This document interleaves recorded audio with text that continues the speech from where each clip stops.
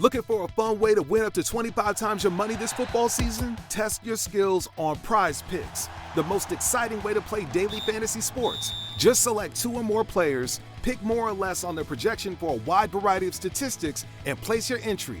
It's as easy as that. If you have the skills, you can turn $10 into $250 with just a few taps.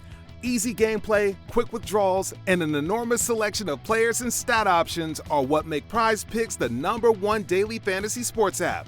Ready to test your skills?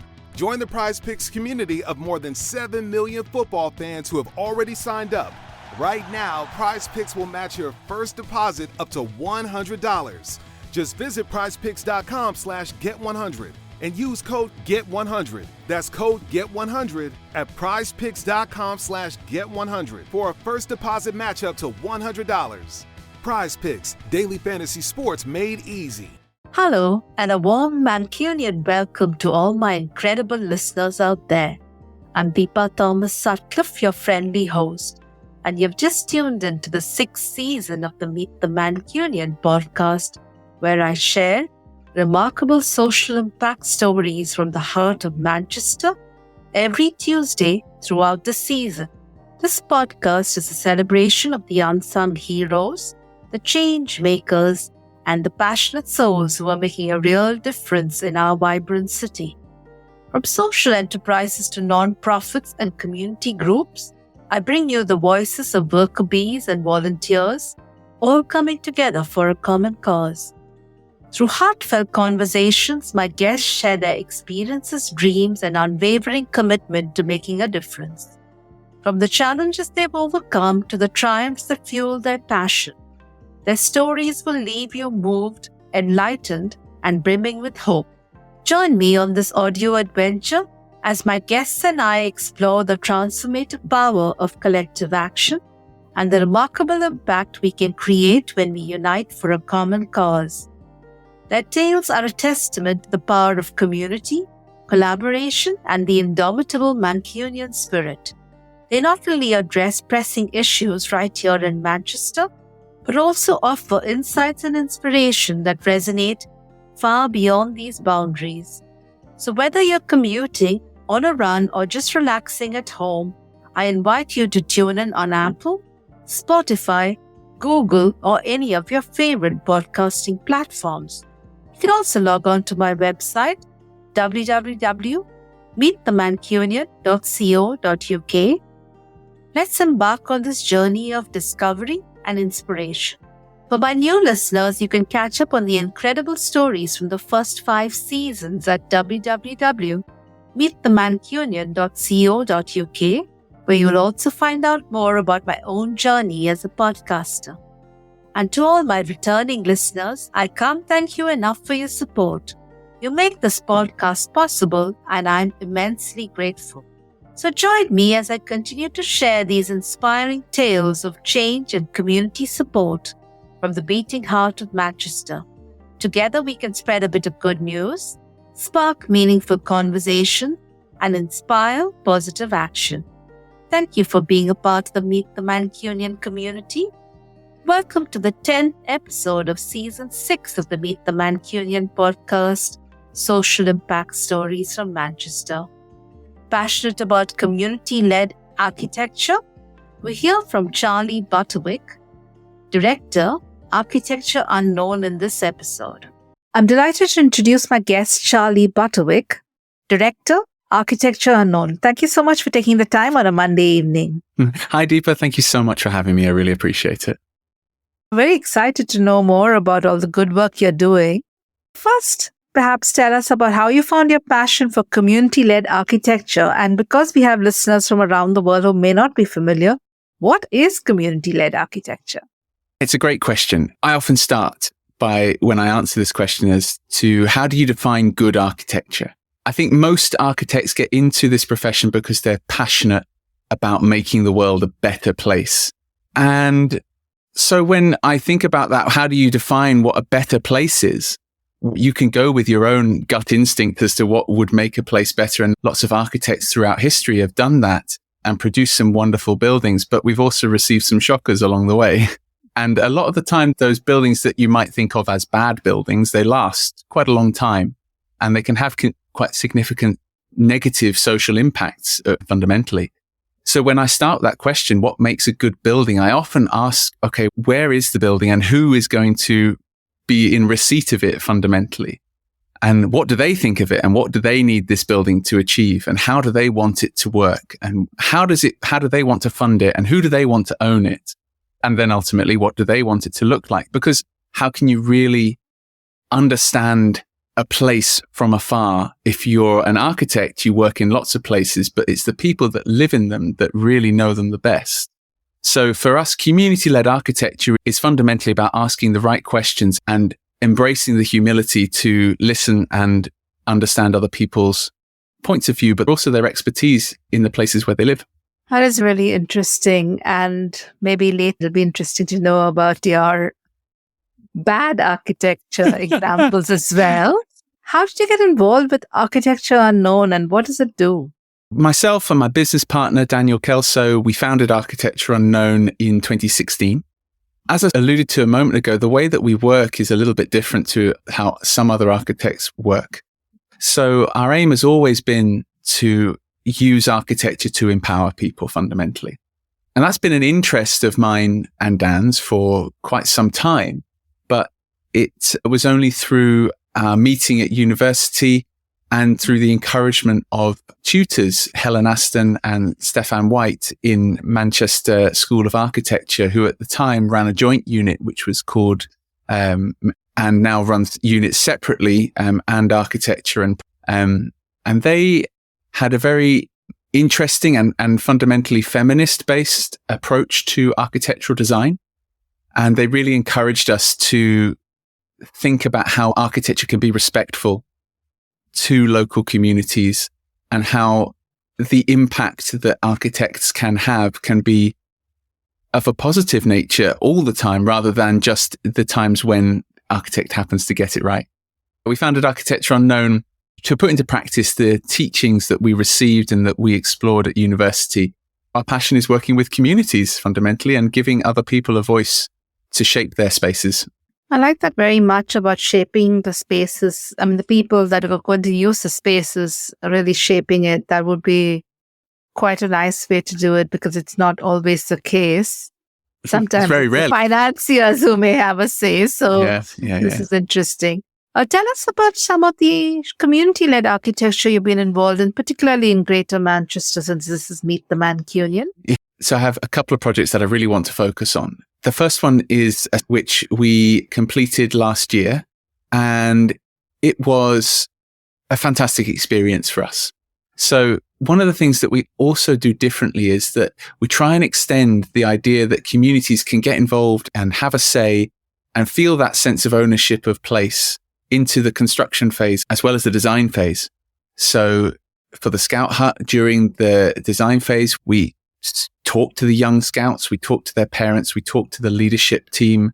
We developed the brief for that building collaboratively, and we really explored the site as a team as well. And that brings such a richness to the project as well. When you see the outcomes of activities like kids designing buildings using biscuits at the Scout group that evening and see those pictures on social media and see the joy and excitement that's reflected in them put into practice. We did some community engagement around the architectural approach to the Scout Hut, but we also specialize in using a system which is called Wikihouse. And Wikihouse is a wonderful modern method of construction. It's based in the UK and constructed wholly out of plywood. So it's designed to do what IKEA did for bespoke joinery, in that it makes buildings accessible for people who have no particular building skill but have a lot of enthusiasm. So Wikihouse goes together with just a mallet and screws, and it's the system we use to build the Scout Hut. We use the Scouts' volunteer labour, their parents' labour, to build significant portions of the building under their own steam. We enabled them to get involved in more than just the decorating or the painting. It was all about getting people's buy-in. And we had so many stories from the contractor later down the line the kids coming up to the gates, or where did the bit that I made go into the building? How is it? Where is it? Show me. Obviously, it's a big building, so it wasn't always possible, but there was that sense of something that I made is in the world, in reality, and soon I'll get to actually use it.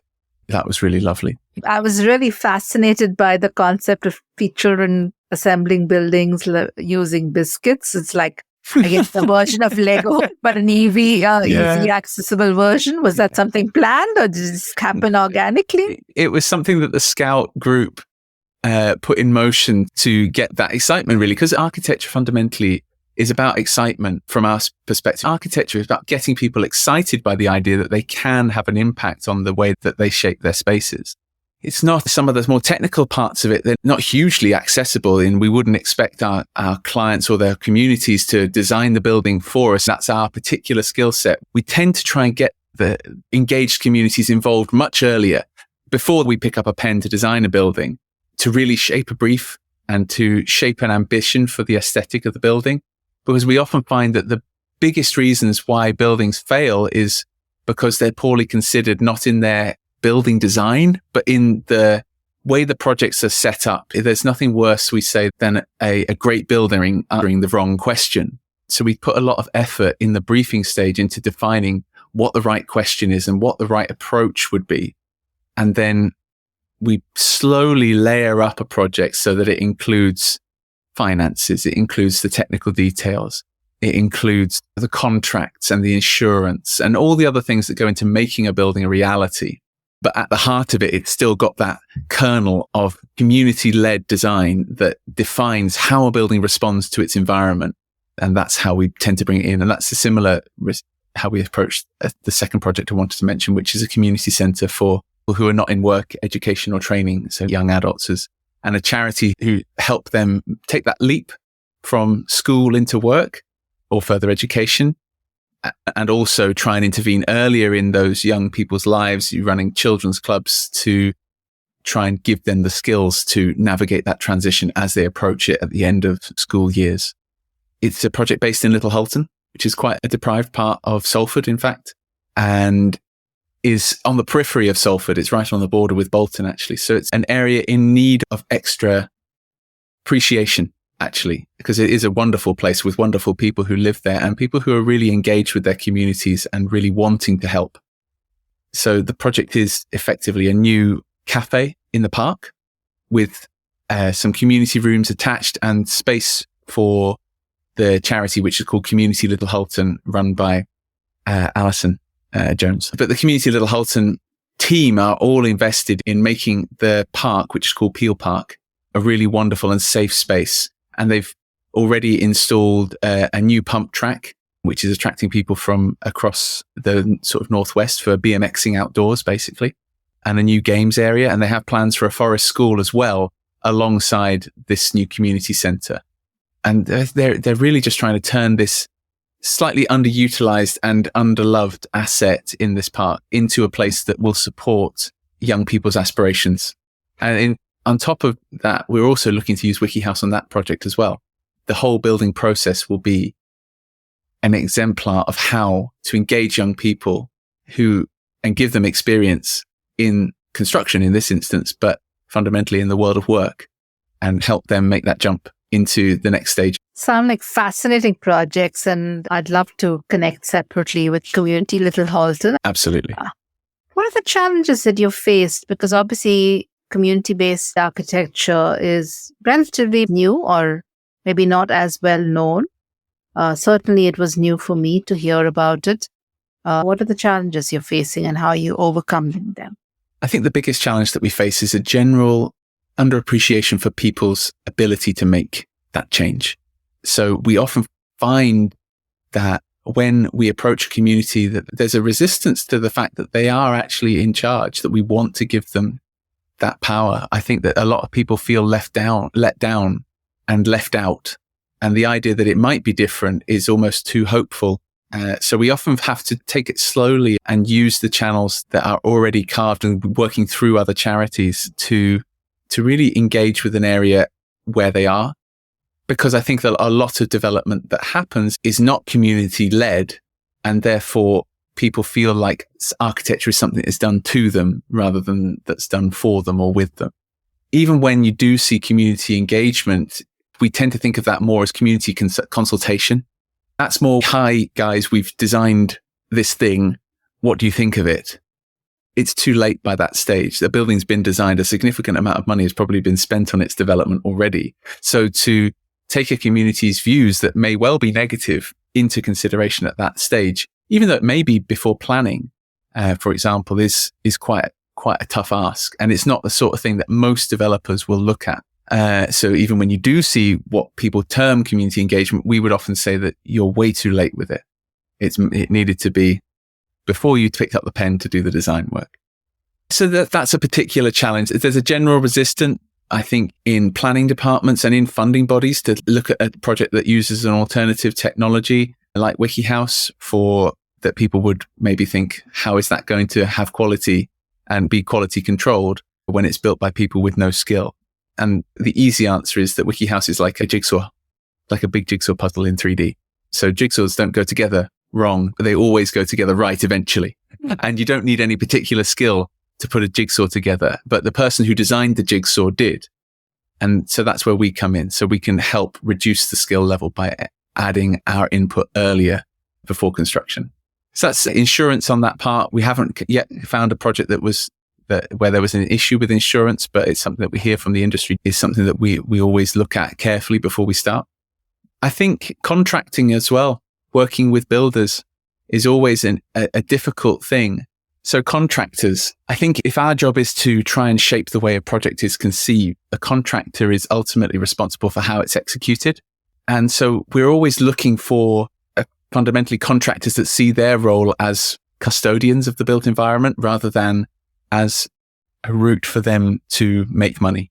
That's not why we're doing our business. And we like to work with people who are also looking to survive, but not extract resources. So there's always a better solution in terms of how a project is designed that doesn't include more houses. Often the more quality spaces have fewer houses, but are for better nature. And that is often at odds with the financing of a project, for example, in a domestic housing scenario. We're always looking to connect with people who have a similar appreciation for the built environment, who have similar values to us, and who ultimately want to leave places better off in the truest sense, not in just lip service that you often do see around design and the quality of design, the quality of building. Thank you for sharing that. And obviously, anything which is new, I can well imagine some of these challenges over a period will be well accepted. What are the impact that you would say you've made so far through the work you're doing and the projects that you've been able to contribute to Manchester? The Scout Hut, for example, the impact that we made on the individual children who built that building with us was huge. I would love to think that we've gone some way down the road to inspiring the next generation of architects and engineers to really take an interest in what the built environment can do for them. It's something we would love to do more of. We'd love to do it every single time. We want to help communities become empowered. And I think that's how we can leave the best legacy for the practice that we can. It's still a long road ahead of us. We're still quite a young company, and we would love to think that we'd be here in 50 years' time even. Still going, aged 85. That would be really amazing. Architects never retire. There's still a lot of road in front of us and a lot of people that we're really looking forward to meeting along that journey. Thank you for sharing that. How can interested people reach out to you and learn more? My phone number is on our website, so please call me anytime. Even if it's just to discuss what the opportunities for a project that you're considering are, there's no limits on what we can do.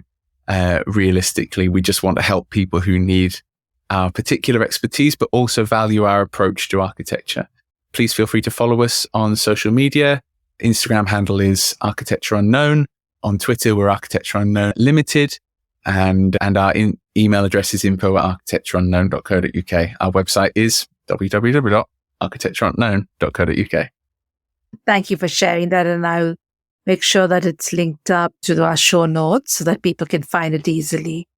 What advice would you have for people looking to start a similar movement in their local community? We've got listeners now from over 50 countries. And of course, there are people across the UK who might get inspired as well. How do they get started with community-led architecture? It's a fascinating and challenging profession to enter, and I would recommend it to anyone.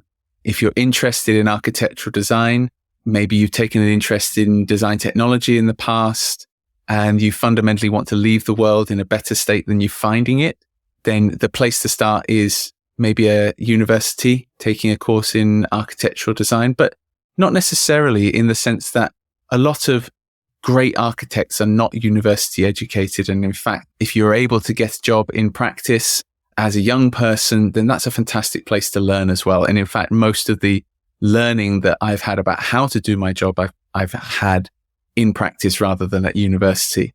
But the university accredited approach is the route to becoming an architect. And the community side, I feel, flows naturally from being interested in other people and being engaged with what other people are thinking about your work.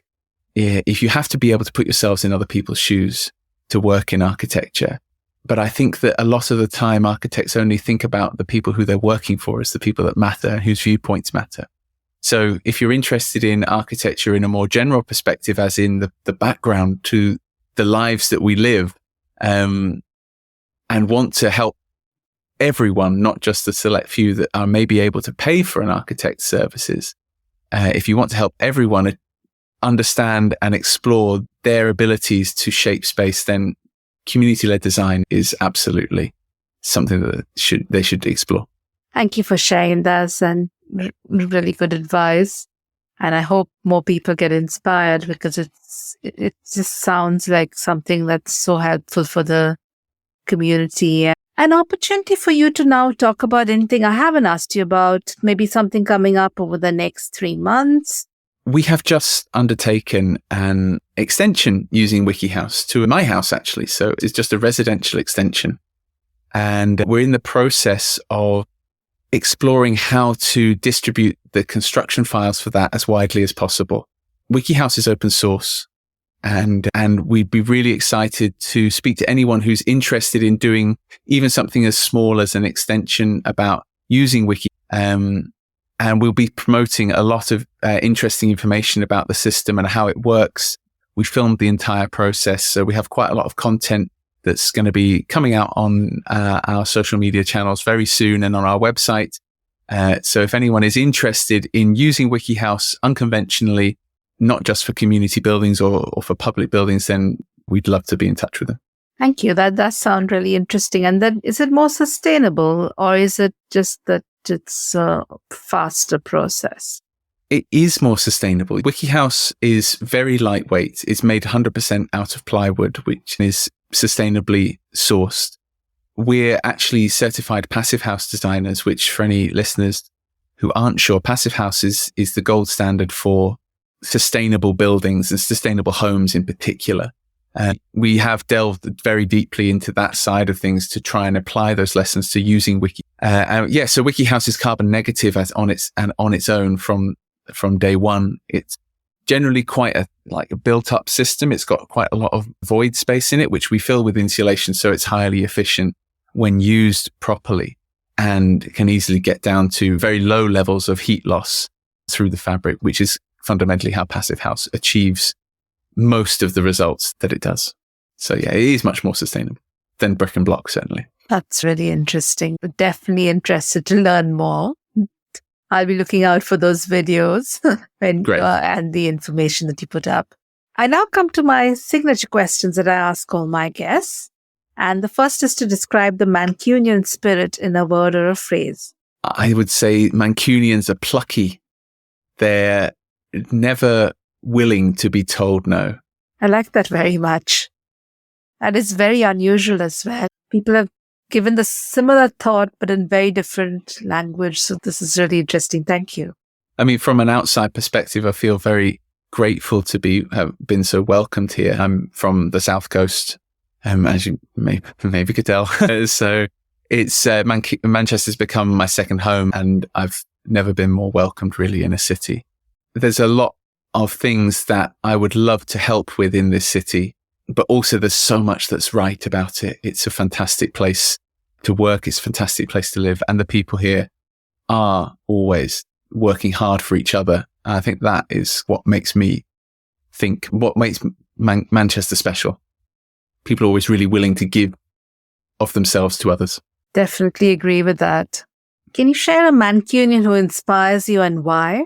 Somebody from the past, present, and can be even a close member of the family, does not need to be famous. So the tutor that out of my two tutors who I was taught by at university, Helen Aston, is probably, I'm not sure she's from Manchester, but she's certainly from the Northwest. And we're going to say that she's close enough. But she was a really strong influence on how I understood what architecture could do. And it was very surprising at the time to find someone who could answer the questions that I had about how to make architecture more responsive to people. There are lots of different ways of approaching architecture, and the ones that I'd experienced previously were all about how we can design better, how we can be more technically proficient, but never about how we can make places better for the people that live there. And to find someone who was so far down that road and continues to blaze the way was, I found very inspirational and still do. Thank you. And she does sound like she's an honorary Mancunian because she's teaching here, because people who work here, people who live here, people who have moved here, we consider all of them as Mancunians. What's the most important life lesson you've learned? I think for me, go far, go together. You have to be part of a team who support you to get anywhere. Necessarily believe in those lone wolves that say they've made it. There's always a team behind them that they don't acknowledge. But I would always prefer to be part of a collective, making strides as a unit rather than someone on my own. And that's why we call the company Architecture Unknown. We're looking at making architecture for those people who are unknown and taking everyone, whether their name's on the door or whether they're paying the bills or whether they're just someone who uses that building, together to make a better place. It's a really good thought, and you're absolutely right. Teamwork and power of community. Can't agree more. If you could have one superpower, what would it be? I often describe our profession as being professional crystal ball replacements. So if I had to say, it would be some sort of future predicting, but without it becoming overwhelming. Because our clients are always asking, how much is this going to cost? How much can I afford to spend? How big do you think it needs to be? What will it feel like when it's ready? So our job fundamentally is trying to predict the future and show people what the future looks like.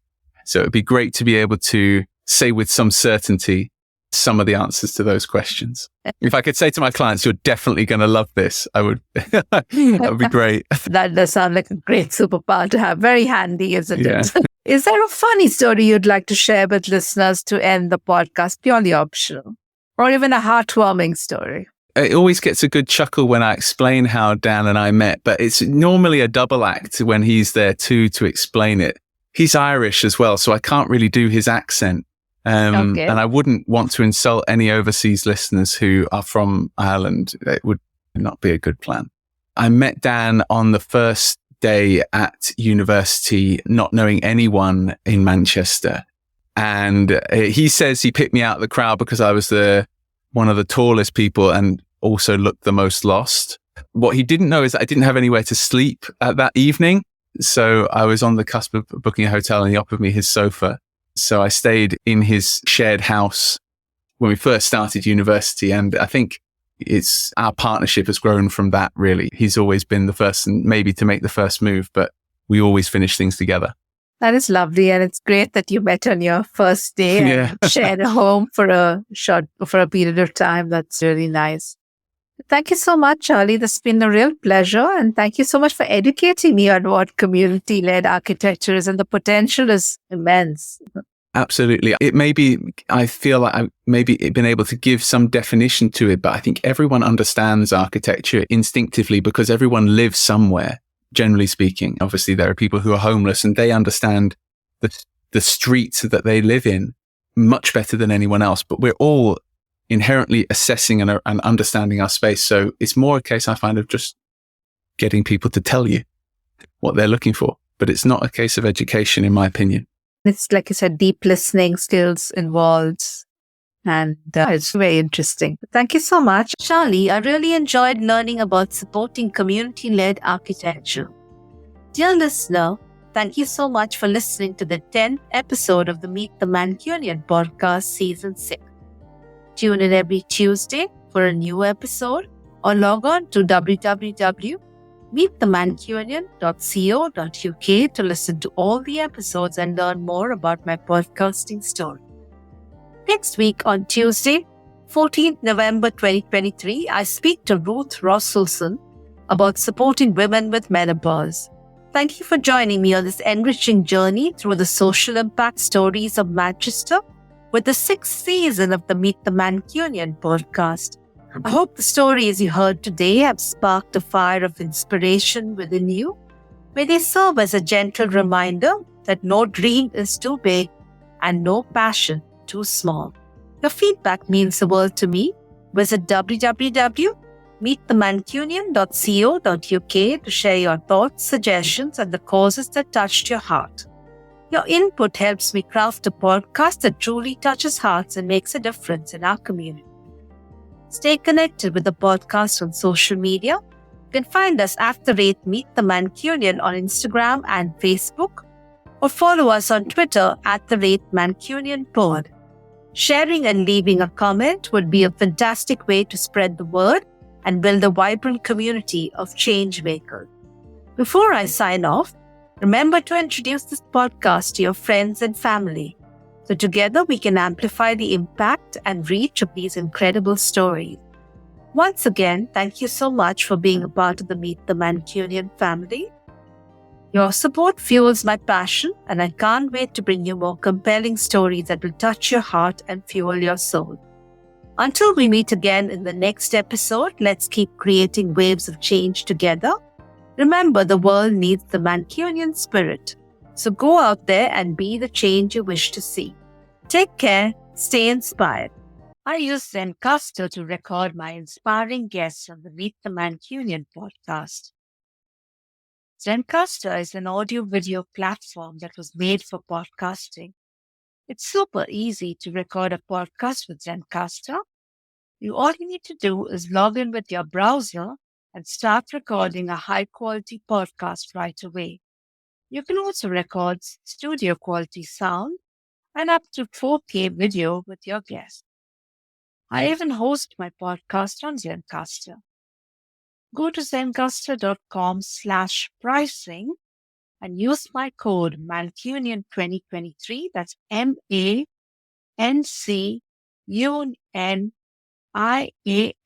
2023, and you'll get 30% off your first month on any Zencaster paid plan.